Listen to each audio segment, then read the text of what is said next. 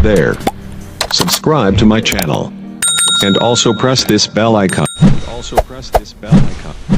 وحده والصلاة والسلام على من لا نبي بعده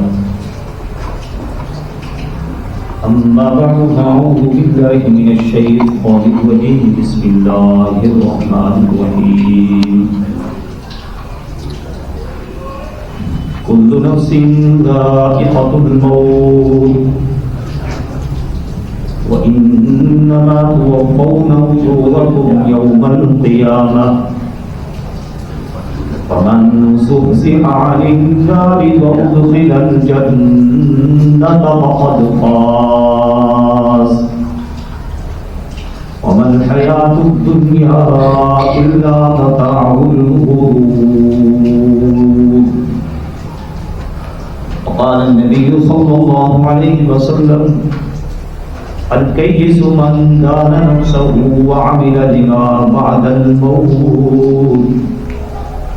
والعاجز من أتبع نفسه هواها وتمنى على الله أو كما قال رسول الله صلى الله عليه وسلم صدق الله مولانا العظيم وصدق رسوله النبي الأمي الكريم.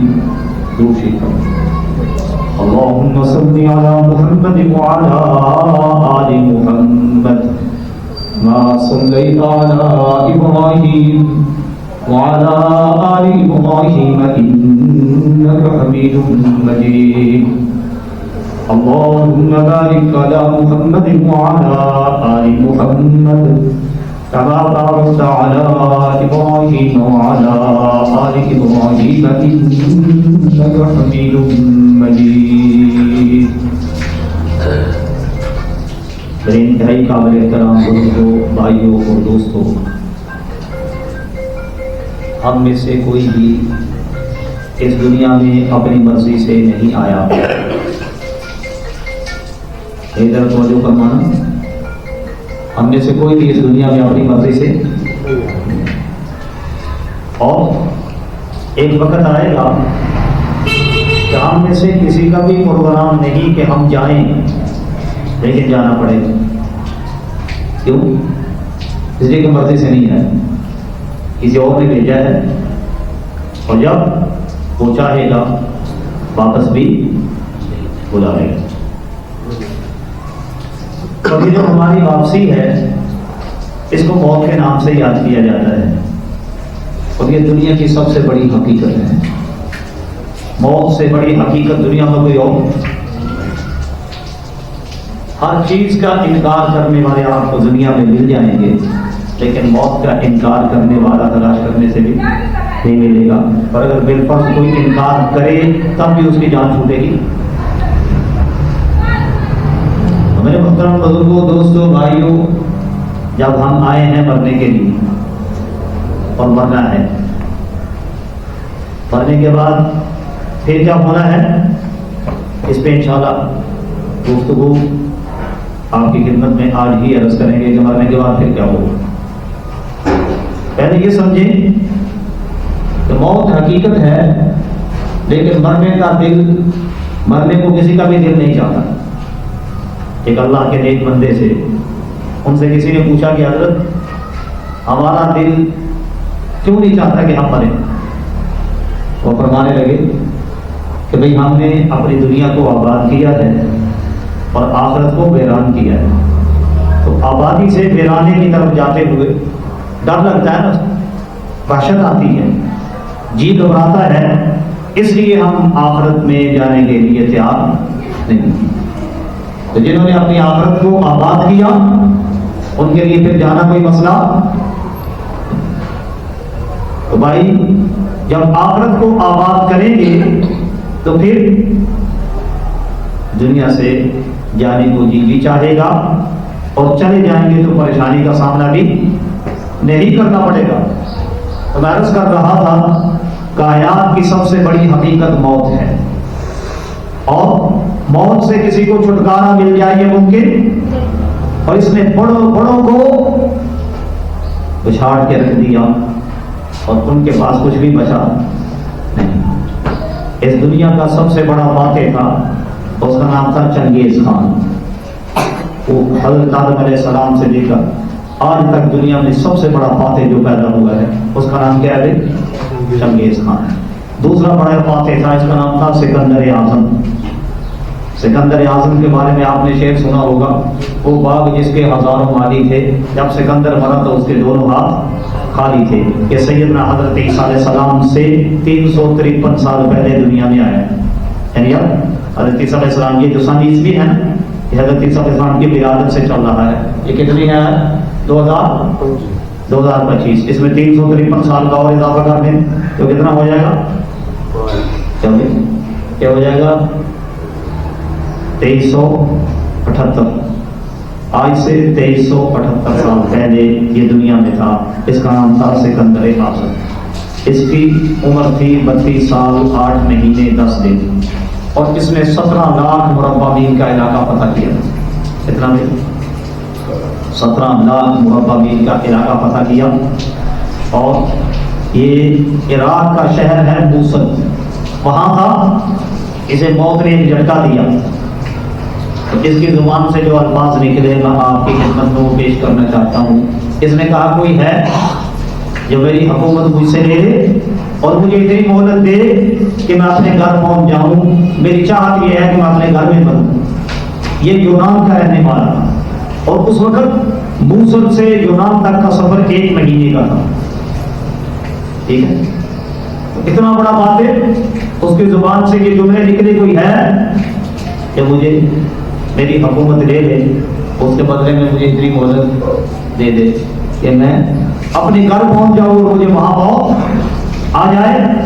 لیکن اس نادان کو پتہ نہیں موت کا مالک کہہ رہا ہے اذا جاء اجلهم لا يستأخرون عنه ساعة ولا يستقدمون۔ جب وقت مقررہ آ جائے گا، 1 سیکنڈ بھی کمی بیشی ہو جائے سواری پیدا۔ حدیث پاک میں آتا ہے، اللہ کے رسول صلی اللہ علیہ وسلم ارشاد فرماتے ہیں، حضرت اسرائیل علیہ السلام ہر بندے کو روزانہ کئی دفعہ چیک کرتے ہیں، اس کا ٹائم تو نہیں ہے، اس کا ٹائم تو لوگ کیا کہتے ہیں، قرآن بندہ نہیں آج مرتے مرتے بچ گیا، حالانکہ ایسا نہیں ہوتا۔ ہمیشہ انسان بچتے بچتے مرتا ہے، مرتے مرتے کوئی بچا نہیں، کیونکہ اللہ کا نظام ایسا مستحکم اور مضبوط ہے کہ بار بار اللہ قرآن میں فرما رہے ہیں اذا جاء اجلهم لا يستأخرون عنه ساعة ولا يستقدمون۔ جب وقت مقررہ آ جائے گا، 1 سیکنڈ بھی کمی بیشی ہو جائے ممکن۔ سکندر اعظم کی عمر ابھی 33 سال کو نہیں پہنچی تھی، اللہ نے اسے پردیس میں موت دی اور بے نشان کر دیا، مٹا دیا۔ آج دنیا میں کسی کو پتا نہیں کہ سکندر اعظم کی قبر کہاں ہے۔ سمجھ آئی یہ بات؟ اور سب سے بڑا بات ہے کون سا، میں نے ابھی عرض کیا، چنگیز خان۔ یہ 7ویں صدی میں تھا۔ فتنہ تاتار آپ نے سنا ہوگا، تاتاری جنہوں نے اسلام کو مٹانے میں کوئی کسر نہیں چھوڑی، ان کا لیڈر چنگیز خان تھا۔ 7ویں صدی میں گزرا، دنیا کا سب سے بڑا فاتح۔ آج دنیا کو پتہ نہیں چنگیز خان کی قبر کہاں ہے۔ اللہ نے مٹا دیا سب کچھ، صرف نام باقی ہے، تاریخ باقی ہے، ظلم باقی ہے، قبر کا نام و نشان ملتا۔ اور اس دنیا میں ایسے لوگ بھی آئے جنہوں نے پوری اللہ کی دھرتی پر حکومت کی۔ ٹھیک ہے بھائی، پوری اللہ کی دھرتی پر حکومت کرنے والے لوگ بھی آئے۔ میں نام بولتا ہوں، شاید آپ نے پہلے یہ نام نہ سنا ہو، بخت نصر نام سنا ہے کسی کو؟ سنا؟ یہ وہ بندہ تھا جس نے پوری دنیا پہ حکومت کیا۔ کیا نام؟ آج اس کو دنیا میں جاننے والا بھی کوئی نہیں۔ سلیمان علیہ السلام ہے اللہ کے نبی، پوری دنیا پر حکومت کی ہے۔ ان کا تذکرہ اس لیے واقعی ہے کہ ایک بندے تھے ظلم کر رہے ہیں، جن کا تذکرہ قرآن پاک میں ہے، یہ پوری دنیا کے حکمران تھے۔ نمرود تھا، یہ پوری دنیا کا حکمران تھا۔ نمرود ادھر، بخت نصر، یہ 2 کافر، 2 مسلمان، حضرت ذوالقرنین اور سیدنا حضرت سلیمان علیہ السلام۔ پوری دنیا پر حکومت کرنے والوں کا آج نام لے لو تب بھی لوگوں کو پتا میری طرف توجہ کرنی۔ پھر کیا بات ہے کہ حضرت علی حجویری رحمۃ اللہ علیہ تو آج بھی قبر پوری باقی ہے کہ نہیں؟ کیوں بھائی بولو یار، کہاں ہے؟ لاہور میں، جن کو لوگ داتا گنج بخش کہتے ہیں، لاہور میں ہیں۔ चौथी सदी की पूरी कब्र बाकी है। दुनिया का सबसे बड़ा फातेह 7वीं सदी में है, नाम और निशान मिट गया। अली हजवेरी रहमतुल्लाह अलैह चौथी सदी में है, पूरी कब्र बाकी है। इनके अलावा बहुत सारे जलीलुल कदर सहाबा इकराम, औलिया इकराम जो पहली सदियों के हैं, उनकी कब्रें भी बाकी, उनका नाम भी बाकी, और उन पर फातिहा पढ़ने वालों की बारी नहीं आती। वजह क्या है? दुनिया को फतह करने वाले, दुनिया पर, पूरी दुनिया पर हुकूमत करने वाले, अल्लाह ने हरफ गलत की तरह उनको मिटा दिया।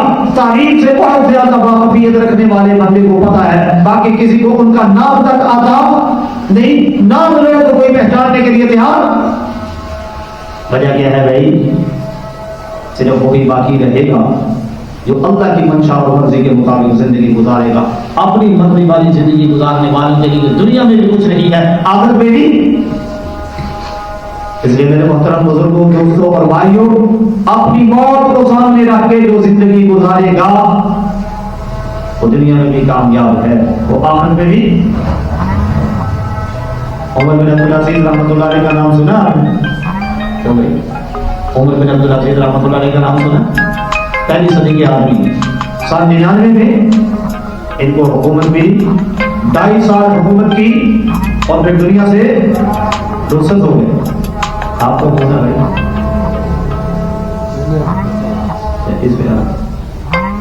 इसके दल बंद कर रहे हैं। हज़रत उमर बिन अब्दुल अजीज रहमतुल्लाह अलैह साल 99 हिजरी में उनको हुकूमत मिली। 42 साल की उम्र थी, बल्कि 40 साल की उम्र के करीब करीब हुकूमत मिली। 2.5 साल हुकूमत की और 42 साल की उम्र में दुनिया से चले गए। आज भी नाम बाकी है। ऐसी हुकूमत फिर उनके बाद किसी और ने लोगों को सैयदना हज़रत फारूक आज़म रज़ी अल्लाह तआला अन्हु का ज़माना याद आ गया था। इनकी हुकूमत कितनी थी? आधी से ज्यादा दुनिया पर हुकूमत थी, और वही हुकूमत जिसके लिए यजीद ने पूरे खानदान नबूवत को ज़िबा किया था, वो ये हुकूमत उमर बिन अब्दुल अजीज रहमतुल्लाह अलैह के हाथ में आई। और दौर कितना पुरअमन था कि कोई एक बंदा भी इनके खिलाफ बगावत करने के लिए तैयार नहीं था। दुश्मनों ने भी हथियार पहन दिए कि ये बंदा इस काबिल है कि इसके खिलाफ लड़ा जाए। सबने मुतफ़िक़ा तौर पर उनको अपना हुक्मरान तस्लीम कर दिया। कितनी बड़ी हुकूमत थी भाई? आधी से ज्यादा दुनिया पर 2.5 साल गुजरे। इतनी मजबूत हुकूमत कि कोई ज़कात लेने वाला तलाश करने से भी गिरता नहीं था। फिर एक दिन अपने दौर के बड़े अल्लाह के वली थे शेख अब्दुल्ला बिन ज़करिया रहमतुल्लाह अलैह, उनको बुलाया और उनसे कहने लगे कि मैं आपको कसम देकर कहता हूँ कि जो बात मैंने आपसे कहनी है आपने वो करनी। वो फरमाने लगे कि अमीरुल मोमिनीन आप वैसे ही फरमा दें, मैं आपकी बात का ख्याल करूंगा। फरमाने लगे नहीं, पहले कसम खाई कि मैं आपकी बात मानूंगा। फरमाने लगे मेरे लिए दुआ करो कि अल्लाह मुझे मौत दे दे।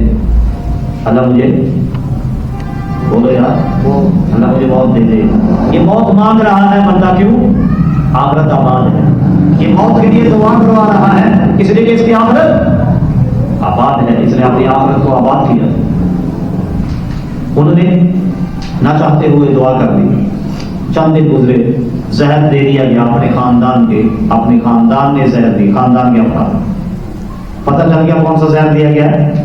तबीब आगे उस दौर में जो होते थे, उन्होंने कहा हजरत आप हुक्म करें, हम इलाज करेंगे, ठीक हो जाए। फरमाया तुम अगर ये कहो कि कान को हाथ लगा दो तो तुम्हें सेहत मिल जाएगी, मैं इतना भी करने के लिए तैयार। मुझे क्या चाहिए भाई? मुझे तो मौत चाहिए, मुझे जिंदगी, इसलिए कि आखिरत आबाद थी, इसलिए मौत चाहते थे। फिर आखिरी वक्त आ गया, दमिश्क के मुफ्ती साहब थे रजा इब्न हैबर रहमतुल्लाह अलैह, उनसे कहने लगे मैंने अपनी जिंदगी में 3 बादशाहों को दफन किया है। जब उनको कब्र में मैंने उतारा तो इनमें से गालिबन सलमान बिन अब्दुल मलिक तो ऐसा आदमी था, इसकी लाश को कब्र पर, मैयत को कब्र पर लाकर रखा गया, इसके जिस्म ने हरकत करना शुरू कर दी। इसके बेटे कहने लगे हमारा अब्बा जिंदा है, इस पर सख्ता तारी हो गया।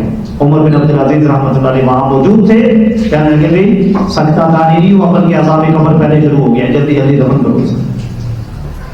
अज़ाब कब्र पहले शुरू हो गया। कहने लगे मैंने अपनी जिंदगी में 3 बादशाहों को दफन किया, जब मैंने उनको कब्र में लिटाया, उनके कब्र की गिरें खोली ان کے جسموں کے رنگ بدل چکے تھے اور ان کا چہرہ قبلے کی طرف کیا تو اللہ کو یہ بھی پسند نہ آیا، ان کے چہروں کو اللہ نے پھیر دیا۔ اب میری باری ہے، دیکھنا میرے ساتھ اللہ کیا معاملہ کرتے ہیں۔ تو یہ جو بادشاہ تھے یہ نمازی تھے، تہجد پڑھا کرتے تھے، لیکن اس کے ساتھ ساتھ ظلم کا موقع بھی آتا تو اس کو ضائع نہیں کرتے۔ اس لیے دنیا نے دیکھا کہ قبر میں ان کو رکھا گیا تو اللہ نے ان کے چہرے بھی قبلہ رخ نہیں رہنے دیے بلکہ بدل دیے۔ رجاء بن حیوان رحمۃ اللہ علیہ فرماتے ہیں جب ہم نے عمر بن عبدالعزیز رحمۃ اللہ علیہ کی لاش کو، میت کو قبر میں رکھا، کفن کی گری کھولی تو یوں لگ رہا تھا جیسے 14ویں رات کا شام قبر میں اتر آیا۔ جنہوں نے بھائی اپنی آخرت کو کامیاب بنانے کی کوشش کی، اپنی آخرت کو سامنے رکھ کے زندگی گزاری، اللہ نے سرخرو کر دیا ان کو دنیا میں بھی، قبر میں بھی اور آخرت میں۔ اپنی مرضی کرنے والوں کو نہ دنیا میں کچھ ملا نہ آخرت میں۔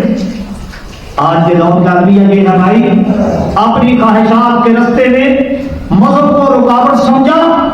آج مسلمان مذہب کا انکار کر کے، خدا کا انکار کر کے دائرہ اسلام سے نکل کر دائرہ کفر میں داخل ہوتا ہے، جس کو الحاد کہتے ہیں۔ آج کل ہمارے میڈیا پہ یہ باتیں عام چلتی ہیں، اللہ کے بارے میں زبان درازی، آخرت کو کلعدم قرار دینا کہ آخرت کا کوئی وجود، قبر، جنت، جہنم، یہ کچھ بھی۔ ایسا کیوں ہوا؟ مذہب کو اپنی خواہشات کے رستے میں رکاوٹ سمجھا، مذہب کا بھی انکار کر دیا، خدا کا بھی۔ لیکن میں کیا کروں، انکار کیسے ممکن ہے؟ ایک طرف تو میرے آقا مولا علیہ الصلوۃ والسلام ارشاد فرماتے ہیں کہ قبر کو مٹی کا ڈھیر نہ سمجھو، یہ جنت کے باغوں میں سے ایک باغ ہے یا جہنم کے گڑھوں میں سے ایک طرف تو وہ ہے۔ اگر تم اس کو نظر انداز بھی کرتے ہو پھر بھی جان چھوٹتی۔ اللہ قبروں کو پھاڑ کے دکھاتا ہے، دیکھو اندر کیا ہے، دیکھو اندر۔ یہ زندگی صرف ایک دفعہ ملی ہے، دوبارہ نہیں ملے گی۔ اس لیے اللہ سمجھانے میں کو کثر، ساری دنیا کے بڑے بڑے قبرستانوں میں جا کے پوچھو، جو گور کھان وہاں رہتے ہیں، قبریں بنایا کرتے ہیں، پوچھو یہاں قبروں میں کیا ہوتا ہے، جو وہاں رہتے ہیں ان کو بتائیں گے تم۔ باقاعدہ ان موضوعات پر کتابیں چھپ چکی ہیں باحوالہ کہ فلاں قبرستان میں یہ واقعہ پیش آیا، فلاں قبرستان میں یہ واقعہ پیش آیا، فلاں قبرستان میں یہ واقعہ پیش آیا۔ کیا کرو گے اس کا؟ تم تو کہتے ہو مرنے کے بعد کچھ ہونے والا۔ راجا کیا کہتا ہے؟ اَيَحْسَبُ الْإِنسَانُ أَن لَّن نَّجْمَعَ عِظَامَهُ، کیا انسان کا خیال یہ ہے کہ ہم اس کے مرنے کے بعد اس کی ہڈیوں کو جمع کرنے کی قدرت اور طاقت نہیں رکھتے؟ بلا قادرین علی ان نسوی بنانا، ایسا نہیں ہے، ہم تو اس بات پر بھی قدرت رکھتے ہیں کہ تمہارے پورے بھی برابر کر کے تمہیں دیں گے، پرنٹ ملا کے دیکھ لینا، پہلے جو پرنٹ تھے دوبارہ تمہیں وہی دیں گے، ان میں بھی گڑبڑ ہوگی۔ ساری دنیا کے انسانوں کے پرنٹ الگ ہیں، اس لیے انگوٹھا لگایا جاتا ہے شناخت کے لیے، اس لیے کہ پوری روئے زمین کے انسانوں کو جمع کرو، ایک کے انگوٹھے کے پرنٹ دوسرے کے ساتھ ملتے۔ اللہ کتنی بڑی حقیقت بیان کر رہا ہے۔ تم کہتے ہو ہم تمہاری ہڈیوں کو جمع کر کے تمہیں اکٹھا کر کے دوبارہ نہیں اٹھا سکتے، میں تو ایسی طاقت اور قدرت رکھتا ہوں کہ میں تمہارے پرنٹ ہی تمہیں دوں گا، آخرت میں بھی جا کے دلاؤ گے، وہ تمہارے ہوں گے، ان میں بھی گڑبڑ ہوگی۔ اس لیے بھائیوں کسی قسم کی نادانی میں مبتلا نہیں ہو جانا کہ مرنے کے بعد کچھ ہونے والا نہیں ہے۔ توجہ فرماؤ، میں کچھ واقعات آپ کی خدمت میں عرض کرتا ہوں کہ قبروں میں مردوں کے ساتھ کیا ہوتا ہے۔ ہمارے آقا مولا امام الانبیاء حضرت محمد رسول اللہ صلی اللہ علیہ وسلم کا مبارک ارشاد ہے، فرمایا قبر کو مٹی کا ڈھیر نہ سمجھو، یہ جنت کے باغوں میں سے ایک باغ ہے یا جہنم کے گڑھوں میں سے۔ اگر فرمایا میں تمہیں بتا دوں قبروں میں مردوں کے ساتھ کیا ہوتا ہے، فرمایا تم مردوں کو دفن کرنا چھوڑ دو، لیکن پھر بھی جان چھوٹے گی، جان چھوٹے گی۔ ہم عائشہ رضی اللہ تعالیٰ عنہ فرماتے ہیں، مشکوٰۃ شریف میں حدیث ہے، ایک یہودی عورت ہمارے گھر میں آئی، اس نے مجھے کہا اے عائشہ اللہ تمہیں عذاب قبر سے نجات عطا فرمائے۔ اما جی کہتے ہیں رسول اللہ صلی اللہ علیہ وسلم گھر میں تشریف ہے، میں نے پوچھا آقا مردوں کو عذاب قبر میں عذاب ہوتا ہے؟ فرمایا ہاں۔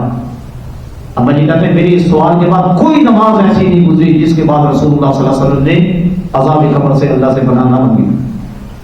تو ہمیشہ رسول اللہ صلی اللہ علیہ وسلم عذاب قبر سے پناہ مانگتے تھے، ہمیں بتانے کے لیے بڑی خوفناک تھی۔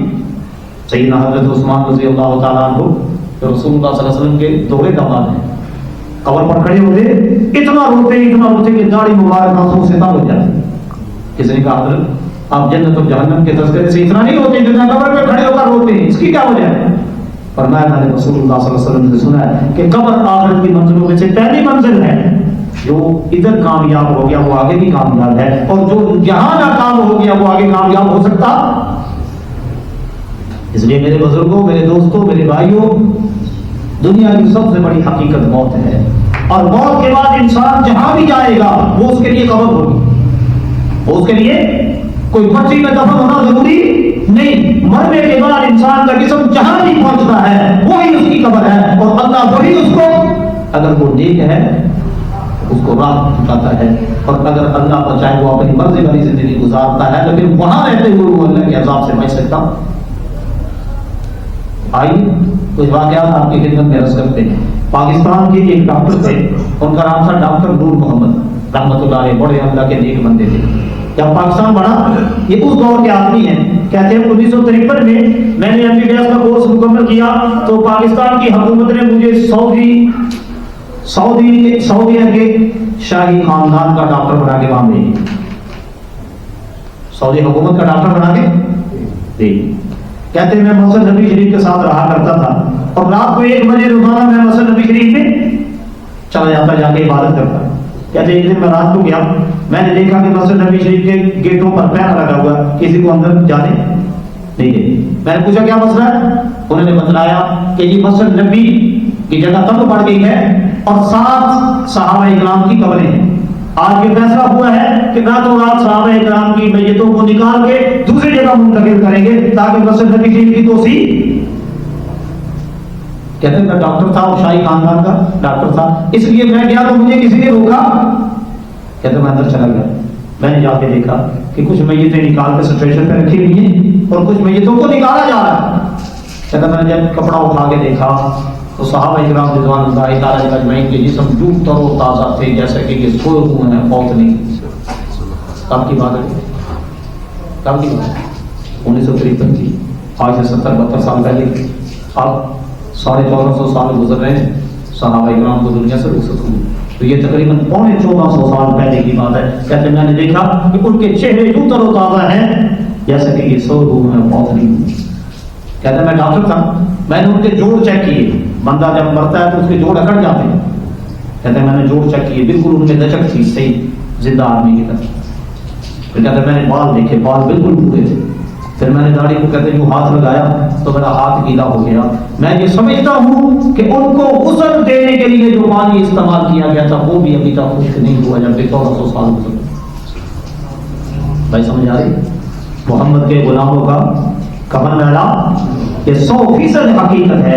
اگر کوئی صحیح باروں میں غلامی اختیار کرے گا تو سب کچھ اس کا ہے, دنیا بھی اس کا ہے, اس کی ہے, آخرت بھی. کہ محمد سے وفات ہوئے تو ہم کون کا کون کیا ہے؟ اللہ کہہ رہا ہے کہ محمد سے وفات ہوئے تو ہم تیرے ہیں. یہ جہاں چیز ہے کیا لوہ قلم, اللہ ہمیں سمجھ دے دے ان باتوں. تو صحابہ اکرام کو 1400 سال کے بعد بھی یہ دیکھے ہیں سب اداس ہیں. دوسرا واقعہ سنیں, جنگ یمامہ ایک جنگ ہوئی تھی سعودی عرب کے موجودہ دارالحکومت سے 95 کلومیٹر کے فاصلے پر. یہ جنگ تھی منکرین ختم نبوت کے خلاف. مسیلمہ کذاب وہ بدبخت انسان تھا جس نے رسول اللہ صلی اللہ علیہ وسلم کے زمانے میں نبوت کا دعویٰ کیا تھا. سیدنا صدیق اکبر رضی اللہ عنہ نے اس کے مقابلے کے لیے لشکر بھیجا. اس لشکر میں صحابہ اکرام تھے, تو اس جنگ میں 1200 صحابہ اکرام شہید ہوئے. کتنے بھائی؟ عقیدہ ختم نبوت کے تحفظ کے لیے 1200 صحابہ اکرام نے قربانی. آج بھی رسول اللہ کی عزت و نفوس پہ ڈاکہ ڈالا جا رہا ہے, اور قادیانی جو رسول اللہ کو اپنے نبی ماننے کے لیے تیار نہیں, وہ دنگناتے پھر رہے ہیں, اور ہم مسلمان ان کو آسرا اور سہارا دے کر اپنی آمد کو برباد کر رہے ہیں. اللہ ہمیں سمجھ عطا فرمائے, عقل اور ہوش کے نام لینے کی توفیق عطا فرمائے. تو اس میدان یمامہ میں جو 1200 صحابہ اکرام شہید ہوئے ان کو یہی دفن کر دیا گیا. ابھی چند سال پہلے کی بات ہے کہ جہاں حکومت نے روڈ بنانے کا فیصلہ کیا, کرین کے ذریعے جب کھدائی کی گئی روڈ بنانے کے لیے, تو دنیا نے دیکھا کہ صحابہ اکرام رضوان اللہ تعالی اجمعین کی قبریں کھل گئی. اور دیکھنے والے آج بھی موجود ہیں کہ ہم نے دیکھا کہ صحابہ اکرام رضوان اللہ تعالی اجمعین کے چہرے اور جسم 1400 سال کے بعد بھی تر و تازہ سے اشاف بشاعت سے यूं लगता था कि ये सुलह में है। और अल्लाह क्या फरमाता है, वला तक़ूलू लिमन युक़तलू फी सबीलिल्लाहि, मुर्दे शहीद मुर्दे नहीं होते, शहीद क्या होते हैं, शहीद जिंदा होते हैं, शहीद मुर्दा अल्लाह दिखा रहा है। देखो तो इसका इनकार कैसे करोगे, अल्लाह का इनकार तो कर दिया, जन्नत जहन्नम का इनकार तो कर दिया, लेकिन मौत का और इन चीजों का इनकार कैसे करोगे जो अल्लाह अपनी आंखों, जो अल्लाह तुम्हें तुम्हारी आंखों से कपड़े फाड़ के दिखा रहा है। आगे चलते हैं भाई, ये जो यहाँ पेशावर से कराची एक ट्रेन चलती है, रहमान बाबा सुना ना, आजकल भी जा रही है। रहमान बाबा कौन थे, ये अल्लाह के बहुत बड़े वली थे, पेशावर में रहा करते थे, बहुत नेक आदमी थे, फारसी के शायर भी थे। इनकी कब्र दरिया के किनारे पर थी। पेशावर के एक बड़े आलिम गुजरे हैं, चंद साल पहले बहुत हुआ, बड़ी नामवर शख्सियत थी, मौलाना अमीर मोहम्मद बिजलीगर, मौलाना बिजलीगर के नाम से मशहूर थे, बहुत नामवर आलिम थे। वो फरमाते हैं हुकूमत ने मेरी ड्यूटी लगाई कि भाई इनकी कब्र दरिया के किनारे पर है, कभी पानी ज्यादा आ गया तो वो कब्र को बहा के, तो कब्र को यहां से मुंतकिल करना है, आपकी ड्यूटी है। कहने लगे मैंने कहा ठीक है। कहते मैंने अपनी निगरानी में कब्र खुदवाई, जब कब्र खोदी गई मुकम्मल हो चुकी, मैं इनको निकाला गया। कहते हैं हमने देखा कि यूं करो ताजा थे जैसे कि अभी इनको दफन किया गया, लंबे लंबे बाल थे, बिल्कुल वैसे थे, उनमें किसी किस्म की कोई गड़बड़ हुई बिल्कुल ठीक। कहते हैं जब हमने उनको निकाला था कब्र से, उस वक्त उनको फौत हुए 300 साल गुजर गए। कितने भाई, 300 साल गुजर गए थे, जिसमें बिल्कुल तरोताजा था, ठीक था। ये क्या है तो भाई, क्या है ये क्या है, इसका इनकार कैसे करोगे। इसलिए मेरे बुजुर्गों, किसी धोखे में ना पड़ना, किसी धोखे में ना पड़ना। अगर अयाशी से मुतासर होकर मजहब का इनकार करना चाहते हो तो मैं अल्लाह के लिए गुजारिश करूंगा, अयाशी कर लो, मजहब का इनकार ना करो। गुनाह से नहीं बच सकते, गुनाह कर लो, लेकिन अल्लाह रसूल क़यामत आखिरत जन्नत जहन्नम का इनकार नहीं करना। इसके बगैर, इनकार किए बगैर गुनाह करोगे तो मुसलमान रहोगे, इनकार करके गुनाह करोगे तो ऐसे काफिर हो जाओगे, आखिरत को नजरअंदाज कर दोगे, फिर हमेशा के लिए जहन्नम का ईंधन बनना मुकद्दर बन जाए। कमजोर है इंसान, गुनाह हो जाता है। गुनाह, मैं ये नहीं कहता गुनाह करो, लेकिन क्या करें, हम जिस माशरे में रहते हैं एक ही करना बहुत मुश्किल है और गुनाह करना बहुत आसान है। गुनाह हो जाए तो बस एक बात याद रखना, अल्लाह से माफी मांगने में देर तबाह हो जाए, फिर भी क्या करनी, माफी मांग, तौबा जरूर करनी, इस पे कायम रहना। अल्लाह इंशाअल्लाह ईमान की हालत में मौत देगा। और अगर खिंजीर और शराब और इस तरह का गुदागत खाने के लिए मजहब का इनकार कर दिया तो याद रखना ये ऐसे ही है जैसे कबूतर बिल्ली को देख के आंखें बंद कर लेता है, वो ये समझता है कि बिल्ली भी मुझे देख, ऐसा नहीं है। ऐसा दुनिया की सबसे बड़ी हकीकत मौत और आखिरत है, इसलिए कि पैदा करने वाला बता रहा है कि ये है और ऐसा होगा, और दुनिया देखेगी कि ऐसा होगा, लेकिन जिस वक्त नजर आएगा उस वक्त चांस खत्म हो चुका होगा। तो मैं कर रहा कि अल्लाह बार बार दिखाता है, देखो भाई आखिरत है, आखिरत। अच्छा आगे तवज्जो फरमा के सुनिएगा, सद्दाम हुसैन का नाम सुना है तो बोलो यार, थोड़े थोड़े आप परेशान हो जाते, मेहरबानी करके तुम्हारे साथ हो जाएगी, पीछे पीछे हो जाए, सारे हिल जाओ माशाल्लाह, पीछे फुल पीछे हो जाए, आगे हम जो बात रहता है उनको परेशानी हो जाए। बड़े हजरात भी थोड़ी थोड़ी मेहरबानी करेंगे तो अगर बाद में आने वालों को जगह मिल जाए। और भी इधर भी उनके उधर चले जाओ, ये जगह का भी, बाकी हजरात भी थोड़ी मेहरबानी करेंगे, वाले पीछे होंगे तो इनको जगह मिलेगी। अल्लाह आपको बहुत जज़ाए खैर अता फरमाए। सद्दाम हुसैन का नाम सुना है, तो बच्चों मेरी तरफ रखना। सद्दाम हुसैन 2006 में गालिबन ईद वाले दिन उसको फांसी दी गई, और अमेरिका दुनिया का सबसे बड़ा दहशतगर्द और बदमाश अमेरिका ये कहता था कि सद्दाम कौन है भाई, सद्दाम कौन है, सद्दाम कौन है, दहशतगर्द। आज इराक वालों से जाके पूछो सद्दाम कौन था, हमारी आंखों में मट्टी डाली गई थी। उस जैसा नेक इंसान शायद ही शायद ही दोबारा इराक वालों को नसीब हो, इतना बड़ा अल्लाह का शेर था और अमेरिका की आंखों में आंख डाल के बात करता था। इसलिए वो कौन था? ये ट्रम्प खोकी दहशतगर्द नहीं है, ये जो मुंह में आता बकी जा रहा है। क्यों भाई, ये दहशतगर्द है कि नहीं? लेकिन क्या करें, हम सबसे बड़ी खोती हम खुद हैं। जब हम खोती बन गए, जिसका जी करता है हमारे सर के ऊपर खड़ा होकर पेशाब। अगर हम मुसलमान बनते, रसूलुल्लाह हमें तलवार दे के गए थे, वो तलवार हमारे हाथ में होती, दुनिया की कोई ताकत हमारे सामने खड़ी। अब जिसके जी में जो असर खड़ी जा रहा है, तो असल में हम भी खोती बन गए हैं, इसलिए सारे हमारे सर से पेशाब कर रहे हैं। अल्लाह ने मुसलमान बनने की तौफीक अता फरमाए। फिर अल्लाह का वादा है, व अंतुमुल आलूना इन कुंतुम मुमिनीन, अगर तुम्हारे अंदर ईमान है तो दुनिया की कोई ताकत तुम्हें तुम्हारी पुष्ट लगा सकती। सद्दाम को ईद वाले दिन फांसी देके उन्होंने का नमूना बनाया, लेकिन अल्लाह ने सारी दुनिया को दिखा दिया कि सद्दाम मर्द मोमिन था, उसने कलमा पढ़ा। क्या हुई? वीडियो देखिए किसी ने? कौन किसने देखी? आज का जिसने नहीं देखी आज जाके देखिए। वो क्या कहता है?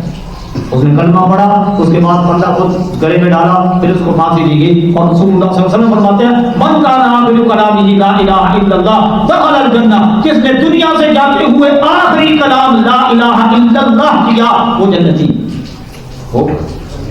आपके इरशाद के मुताबिक काम बोले यार, उसने कलमा पढ़ा, फिर फांसी दे दी। 2013 की बात है, अमेरिका ने बमबारी की, उसकी कब्र में बम लगा, कब्र को अल्लाह ने फाड़ दिया। कब्र को बोलो यार फाड़ दिया। दुनिया ने देखा सद्दाम सोया हुआ, बिल्कुल ठीक है। आप जाके वीडियो देखें आज, क्यों लगता है कैसे सो रहा है? बहुत हुआ 7 साल के बाद भी अल्लाह ने दिखाया कि वो सो रहा है, पढ़ा हुआ। ये क्या है भाई? इसका इनकार कैसे करोगे? मट्टी तो खा जाती है, मट्टी में जो चीज रखी है खा जाती है, ये क्यों बच गए? बताओ इसका इनकार कैसे किया? अब दूसरी तरफ आते हैं, अपनी मर्जी वाली जिंदगी गुजारने वाले को भी कुछ वाकयात सुनिए। सैयदना हज़रत अब्दुल्ला इब्न अब्बास रज़ी अल्लाह तआला अन्हुमा, रसूलुल्लाह सल्लल्लाहु अलैहि वसल्लम के चाचाजाद भाई हैं, उनके पास कुछ लोग आए, आगे कहने लगे, हम फलां इलाके से हज करने के लिए आए, हमारा एक साथी था, रास्ते में फौत हो गया, हमने उसको दफन करने के लिए कब्र खोदी। एक जगह कब्र खोदी, देखा सांप निकला, उसको बंद कर दिया। दूसरी कब्र खोदी, वहां सांप निकल आया, उसको बंद किया। तीसरी कब्र खोदी, वहां सांप निकल आया। अब हम परेशान हैं कि क्या करें इसका? तवज्जो फरमा के सुनिएगा मेरे मोहतरम बुजुर्गों, भाइयों और दोस्तों, शायद ये वाकयात हमारी जिंदगी को बदलने में किरदार अदा कर दे। तवज्जो फरमा। सैयदना हज़रत अब्दुल्लाह इब्न अब्बास रज़ियल्लाहु अन्हु फरमाने लगे, फरमाया इसका कोई गुनाह है जो सांप बन के कब्र में इसका इंतजार कर रहा है, लिहाजा अगर अल्लाह की सारी जमीन भी खोद दोगे, ये सांप इसका पीछा नहीं छोड़ेगा, इसको सांप के साथ ही दफन कर दो। तो कहते हैं हमने उसको सांप के साथ ही दफन कर दिया। जब हम हज करके वापस गए, उसके घर वालों से पूछा कि इसका कौन सा अमल ऐसा था कि अभी ये कब्र से बाहर है और सांप कब्र में इसका इंतजार कर रहा है। उसकी बीवी कहने लगी, ये ताजर था, गन्ने की इजारत करता था, रोजाना किसी एक बूढ़ी से अपने घर का जितना गल्ला खर्च होता था निकाल लेता था और उसकी जगह भूसा भर देता था। इसका मुस्तकिल सारी जिंदगी का मामूल था कि ये क्या करता था? बेईमानी करता था। क्या करता था भाई? उसका अमल अल्लाह के यहाँ इतना काबिल नफरत है कि मैयत कब्र से बाहर है और अजाब कब्र में पहले से इंतजार कर रहा है। अल्लाह दुनिया को दिखा। काबिल एहतराम बुजुर्गों, हमारे यहाँ भी बेईमानी की कोई कमी, हम वो बदनसीब लोग हैं जो ग्रुप पर लिखा होता है काल नबी सल्लल्लाहु अलैहि वसल्लम मन वशा फलैसा मिन्ना, रसूलुल्लाह सल्लल्लाहु अलैहि वसल्लम ने फरमाया जिसने मिलावट और बेईमानी की उसका हमसे कोई ताल्लुक, लेकिन उसने सच के नीचे बेईमानी कर रहे हैं। ये इतनी बड़ी तौहीन और गुस्ताखी है। अल्लाह माफ करे, अल्लाह माफ करे। ये ऐसा अमल है जिसकी वजह से इंसान ईमान से भी मालूम हो सकता है कि रसूलुल्लाह के अल्फाज के शहादत के इस तरह मजाक उड़ाया। इसलिए हमें अपने गिरबान में भी गौर करने की, जांचने की जरूरत है। आगे चलते हैं। अल्लामा जलालुद्दीन सयूती रहमतुल्लाह अलैह 10वीं सदी हिजरी के सबसे बड़े आलिम हैं। उन्होंने अपनी किताब में एक वाक़या लिखा है कि एक आदमी एक इलाके में गया, उसने देखा कि मोहल्ले में एक कब्र बनी हुई थी। कब्रिस्तान नहीं था, मोहल्ला। फरमाते हैं وہ بندہ عصر کے بعد وہاں پہنچا، اس نے دیکھا کہ اچانک قبر پھٹی اور قبر میں سے مردہ نکلا، اس کا سر گدھے جیسا تھا اور دڑ انسانوں جیسا تھا۔ اس نے 3 دفعہ نکل کر گدھے کی طرح آواز لگائی اور پھر قبر میں غائب ہو گیا۔ وہ آدمی بڑے تعجب کا شکار ہوا کہ یہ منظر تو ہم نے کبھی دیکھا۔ اس نے محلے والوں سے پوچھا بھی یہ کیا منظر ہے؟ وہ کہنے لگے ہم تو روزانہ یہ دیکھتے ہیں۔ اس نے کہا وجہ کیا ہے؟ کہنے لگے کہ یہ آدمی اپنی شراب پیا کرتا تھا، اس کی ماں اسے سمجھاتی تھی تو یہ بدبخت کہا کرتا تھا ماں سے کہ یہ کیا تو گدی کی طرح بک کرتی رہتی، یہ تو گدی کی طرح بک کرتی رہتی۔ کہتے ہیں کہ مرا عصر کے بعد اس کا انتقال ہوا، جب سے یہ مرا ہے روزانہ یہ عمل ہوتا ہے، یہ قبر پھٹتی ہے عصر کے بعد، یہ قبر سے نکلتا ہے سر گدھے جیسا دڑ انسانوں جیسا، 3 دفعہ آواز نکال کے پھر قبر میں غائب ہو جاتا ہے۔ یہ روز کا معمول ہے اور روز ہم اپنی آنکھوں سے منظر دیکھتے ہیں۔ میرے محترم بزرگوں، بھائی اور دوستوں، ماں باپ کی نافرمانی کرنے والوں کی ہم نے بھی کمی توجہ فرمانا کہ ہم کس طرف جا رہے ہیں۔ اولڈ ہوم میں جمع کرانا والدین کو، کیا ان کے ساتھ بدتمیزی اور بدسلوکی کرنا یہ کافروں کا طریقہ ہے، مسلمانوں کا طریقہ؟ اور ایک ہمارے یہاں بد نصیب ہے مرزا جیلوی، نام سنا ہے؟ بولو یار، وہ کیا کہتا ہے ماں کہتی ہے میں نے دودھ نہیں بخشنا، ماں نے شاہی کوئی نہیں، اس کی اوقات اس کی حیثیت تھی، یہ تو ماں باپ اپنے مزے لے رہے تھے ہم پیدا ہو گئے۔ توجہ کرنا، ماں باپ اپنے چکروں میں تھے ہم پیدا ہو گئے، ماں باپ کا ہماری ولادت میں کوئی کردار؟ اس بد نصیب کو کوئی بتلائے نا کہ رسول اللہ تو فرماتے ہیں الجنت تحت اقدام الامہات، جنت ماں کے قدموں کے۔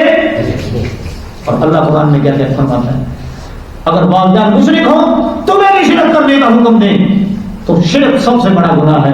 اللہ فرماتے ہیں والدین کے کہنے پر تم نے شرک کرنا نہیں، لیکن اس کے باوجود ان کے ساتھ بے ادبی، بدسلوکی، بدتمیزی کرنے کی میں تمہیں اجازت۔ تو یہ 2 جملے سے اس نے والدین کے بارے میں جو اللہ اور اللہ کے رسول صلی اللہ علیہ وسلم کی تعلیمات کا چھپر پانی پھیر دیا۔ جو بندہ یہ سنے گا وہ کبھی والدین کا احترام کرے گا؟ یہی ہوگا۔ اللہ ہمیں سمجھ دے، اللہ ہمیں ہدایت دے۔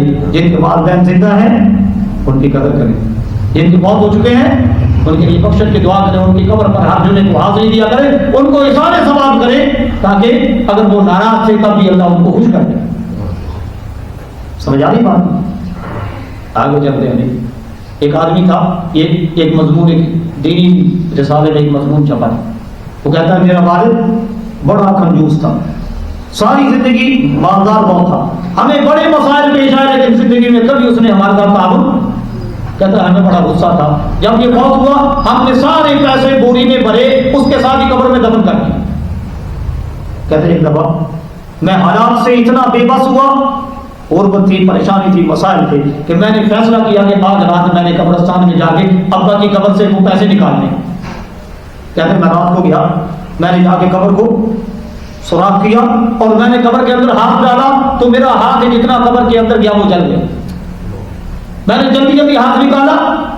اب اس جنم کے بعد صورتحال یہ تھی کہ اس میں جنم ہوتی رہتی تھی اور میرے بس میں جہاں تک تھا میں نے اس کا علاج کروایا، وہ جنم ختم نہیں ہوتی تھی۔ کہتے ایک اللہ کے ولی تھے، مجھے کسی نے بتلایا ان سے ملو، وہ تمہیں اس کا حل بتلائیں گے۔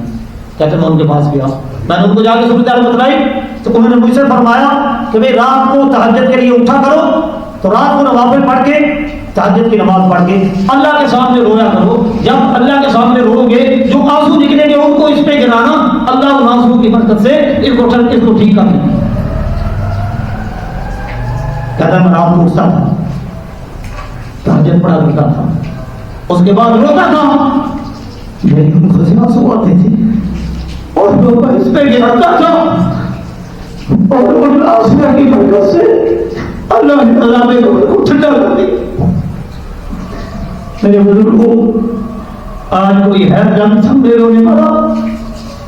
کوئی ہے جو اپنے گناہوں کو یاد کر کے اللہ کے سامنے روئے؟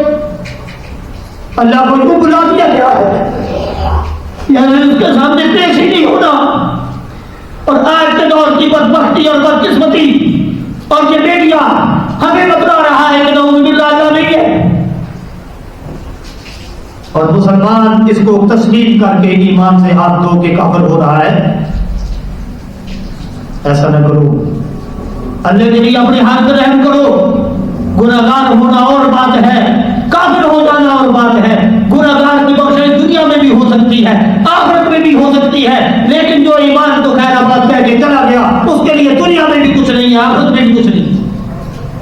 اس لیے ہو کے نہ کرنے. اس راستے پر ہم چل رہے ہیں کہ ہمارے چلنے والا راستہ نہیں ہے. وہ آدمی کہتا ہے میں مسلسل یہ کام کرتا رہا, اللہ نے مہربانی کی میرے رات کے آنسوؤں کی برکت سے اس قبر سے جو عذاب میرے ہاتھ پہ پڑا تھا, اللہ نے اپنی رحمت سے اس کو ٹھنڈا کر دیا. اس لیے بھائی اگر ہم چاہتے ہیں ہماری قبر آگ کا ڈیر جہنم کا گڑھا نہ بنے, ہمیں آخرت میں جہنم میں جانا پڑے, ہمیں آخرت کے مسائل کا سامنا نہ کرنا پڑے, پھر ہمیں اللہ سے صلح کرنی پڑے گی, اپنی ترتیب زندگی بدلنا پڑے گی, اپنی مرضی چھوڑ کے اللہ کی منشا اور مرضی کے مطابق زندگی گزارنے کا فیصلہ کرنا پڑے گا, تب حالات بہتر ہوں گے. ورنہ دنیا میں جو کچھ ہمارے ساتھ ہو رہا ہے ہمیں کھلی آنکھوں سے نظر آ رہا ہے, اور آخرت میں بھی یہی کچھ ہوگا بلکہ اس سے بدتر ہوگا, اس سے بہتر نہیں ہوگا. آگے چلے ایک دو واقعہ میں مختصر عرض کر کے بات کو مکمل کرتا ہوں. نصرت فتح علی خان کا نام سنا ہے آپ نے؟ کیوں بھائی؟ نصرت فتح علی خان کی قبر ہے جہاں فیصل آباد میں جنگ روڈ پہ بڑا قبرستان ہے, ایوب ریسرچ کے پاس باغ. اس کو امانت دفن کیا گیا تھا. پروگرام یہ تھا کہ حضرت علی حجویری رحمۃ اللہ علیہ کا جو مزار ہے اس کے ساتھ اس کو دفن کریں. امانت دفن کیا تھا کہ کچھ دنوں کے بعد اس کی لاش کو نکال لیں. جب لاش کو نکالنے کے لیے قبر کھودی گئی, وہ بندہ وہاں موجود تھا سطر آباد کا, شاید وہ اب فوت ہو چکا ہے, وہ بھی وہاں موجود تھا. یہ چھپا بھی تھا رسالے میں. کہتے ہیں دیکھا کہ اس کی زبان نکلی ہوئی تھی اور سارے جسم پہ لپٹی ہوئی تھی زبان. یہ وہاں جا کے آپ پوچھ سکتے ہیں جو پاکستان فیصل آباد والا ہے, پہلی شاہد آپ کو مل رہی ہے. قوال کا معنی کیا ہوتا ہے؟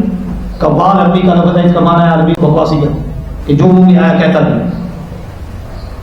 اللہ اس کو معاف کرے. اس کی جو روٹین تھی تو دنیا نے دیکھا کہ اس کی زبان نکل کے ساری جسم پہ لپٹی ہوئی تھی, ادھر ہی چھوڑ دیا گیا اور آج بھی اس کی قبر بنی.